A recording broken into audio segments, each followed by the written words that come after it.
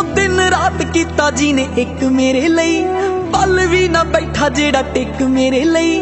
किन्ने एहसान मेरे सिर ते, सोच सोच अखों हंझू चो गया। बापू तेरे करके मैं पैरां ते खलो गया, तू सैकलां ते कट्टी ते मैं गड्डी जोगा हो गया।